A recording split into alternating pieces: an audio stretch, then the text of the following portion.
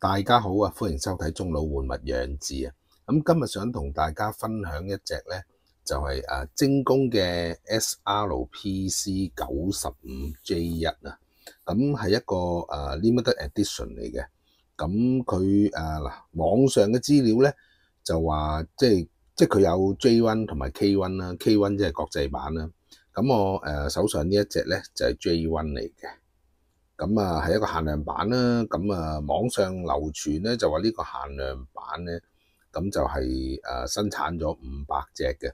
咁其實今日想同大家分享呢一隻錶係一啲購買嘅故事啦。咁其實如果有睇開我片嘅時候咧，其實2年前度咧，我係曾經想做過一個精工潛水錶嘅 project 嘅。咁嗰陣時就希望可以自己係學玩呢個精工潛水錶啦，咁希望譬如每一個喺佢系列裏面咧，每一款咧能夠買一隻先，咁咧就去感受下精工潛水錶嘅每一款嘅優點與缺點啦。咁但係嗰陣時一口氣咧就即係2個月內咧就買入咗前面呢4隻啦。咁亦都做咗幾條影片啦。咁後來反應係一般般。咁其實嗰陣時做呢條影片咧，都係希望係拋磚引玉啦，希望就有一啲玩開精工嘅師兄咧，可以俾一啲 feedback 我，去教一教我即係點樣去玩呢一個精工嘅潛水錶啦。咁其實當時咧都係有諗過咧嗱，咁因為佢呢一個即係我哋簡稱叫做龜殼啦，或者鮑魚啦，呢一款啦，我哋即係可能我哋香港人就會叫佢做鮑魚款啦。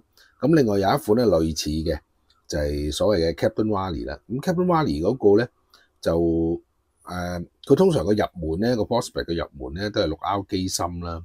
咁就價錢係會貴啲嘅。咁譬如呢一款如果係鮑魚嘅咧，就4R 機芯咧，價錢會相宜啲。咁但係就即係其實而家現行喺出面能夠買到嘅咧，通常都係一啲黑面啊，或者啲綠面啦。咁精工咧就從來咧每年都會佢每個系列咧都有非常多色多款啦。咁就都眼花繚亂嘅。咁但係始終都未能夠喺即係呢個鮑魚呢個系列裏面咧揀咗一個合心水嘅款式啦。古仔亦都翻到啦舊年啦。咁舊年我去旅行嘅時候咧，咁就喺一個手錶修理嘅中心裏面啊。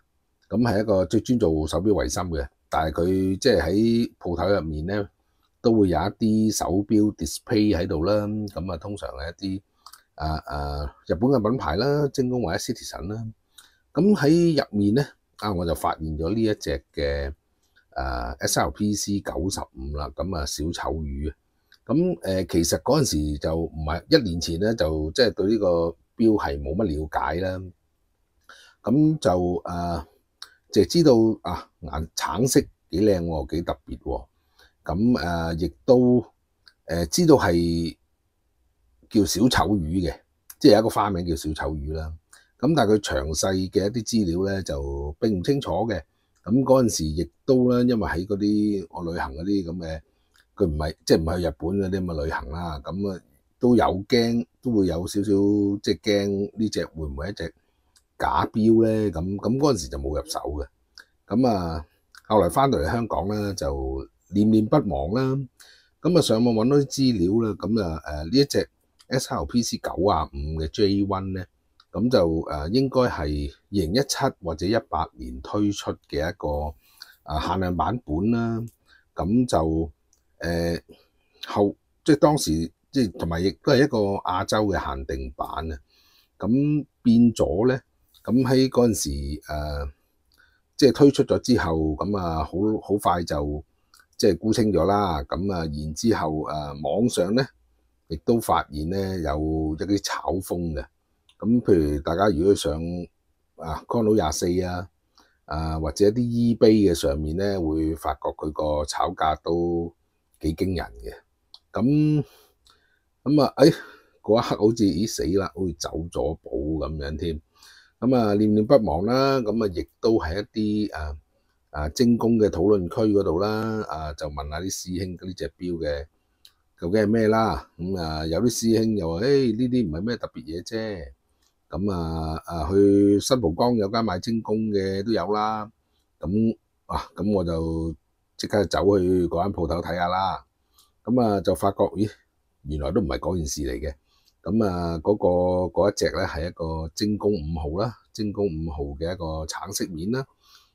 亦都係一個實色面啦，就唔係一個放射紋嘅錶面啊。有陣時念念不忘啦，就必有回響啊。事隔1年之後咧，故地重遊啦，自己心不忿啦，走翻去嗰間修理手錶嘅店鋪度啦。估唔到呢隻錶咧就仍然係擺喺個飾架入面嘅。今次就有備而嚟啦，咁都唔使諗啊，一定會購入呢隻錶啦。喺買嘅時候咧，其實個心都會即係咁喺度檢查隻錶啦，即係驚睇下會唔會係一啲仿製品啦。但係個店家即係店長啦，都好謹慎啊。佢其實有個吊牌嘅，但係吊牌佢就話係要回收，因為吊牌入面咧係有一個 QR code 嘅。QR code 咧，佢就直情就幫我喺呢一個精工嘅官網上面咧，註冊咗。註冊咗之後咧，就係有國際保修嘅2年保養啦。既然係咁搞咁多嘢有網上註冊，咧呢隻錶嗰個真實程度咧，毋庸置疑啦。買咗翻嚟之後，亦都珍而重之啊，硬係個心裏面咧就即係究竟拆唔拆呢個膠紙好咧？因為將來譬如 keep 住一隻錶能唔能夠有少少回報咧？不過精工好衰嘅，精工咧就佢永遠都係今天的我打倒昨日的我，可能好快咧又會出一啲復刻啦，甚至乎更加有特色嘅面啦。例如咧就係近期啦，即係有一個精工5嘅 Sport 一個紫色嗰隻手錶啦。就聽講係因為喺網上一個紫色嘅關注組咧，就曾經有人 po 過呢隻錶有人覺得好靚啦，令到嗰隻手錶咧就如今熱賣大炒啊。我亦都唔想啦，即係喺人哋一窩蜂炒賣嘅時候，我就中個頭埋去啦。我好相信咧，嗰款錶熱潮一過嘅時候咧，坊間咧一定會有好多呢啲二手流出啊。而通常精工嘅二手錶咧喺網上嘅即係個價值就並唔係咁高嘅啫。講翻呢隻錶啦，因為講太多價值嘅嘢咧，可能大家師兄就唔中意啊。我都未拆膠袋啦。其實佢都係一個 Prospect 嘅版本啦。喺個底蓋咧係會見到啦，Limited Edition 啦。就係一個200米嘅 diver 啦，物底嘅實心啊。係有一條配咗一個鋼帶嘅。其實呢一個套裝咧，其實應該係有一條藍色嘅膠帶嘅。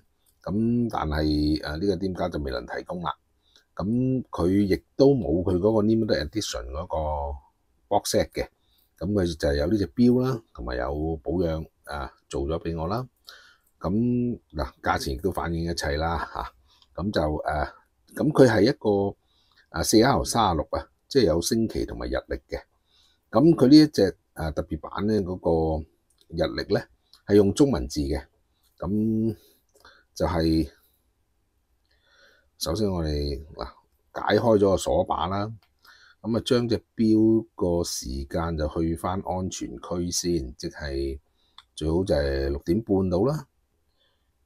向上轉，咁咧就係英文嘅星期啦，同埋中文嘅星期啦。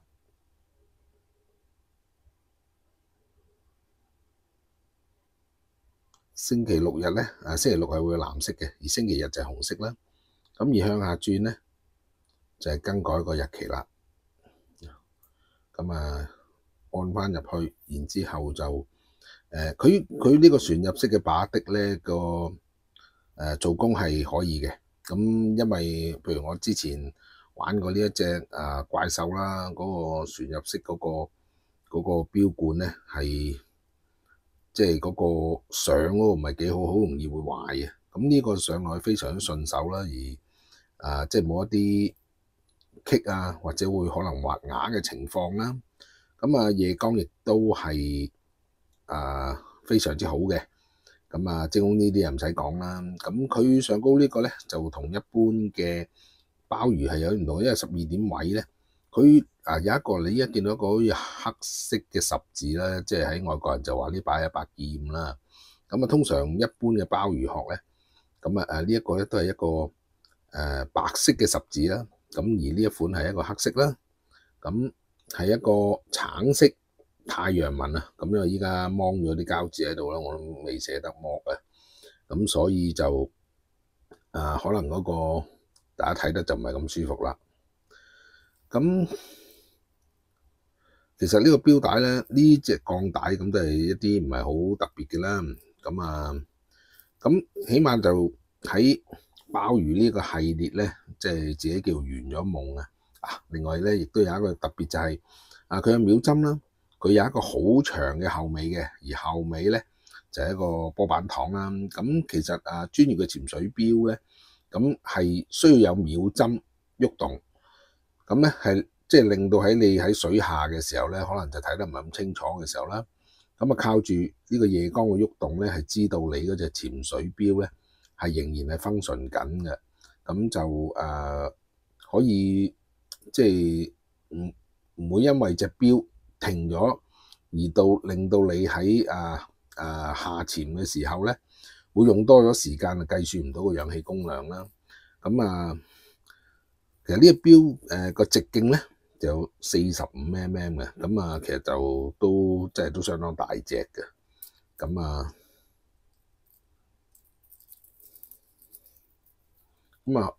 我自己嘅手比較粗啲嘅，咁所以就戴呢啲錶咧就潛水錶就夠晒威啦。咁可以同一啲精工嘅其他嘅一啲系列嘅做一個對比啦。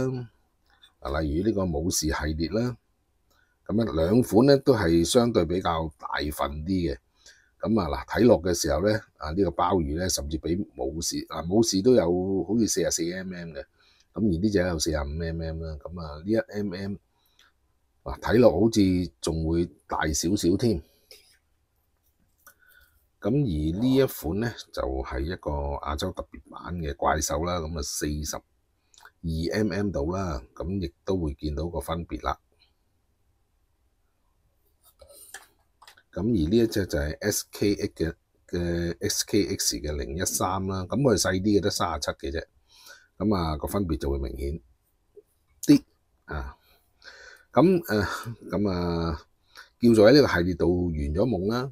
咁咧又購入喺呢一個即係鮑魚系列買咗一隻自己覺得係有代表性嘅手錶啦。咁今日就同大家分享呢一隻手錶。咁多謝大家嘅收睇。我有最更新嘅內容咧，會第一時間通知大家噶啦。希望大家俾個 like、subscribe 俾啲朋友仔睇啊。多謝大家支持。今集內容就嚟到呢度啦，我哋下次再見，拜拜。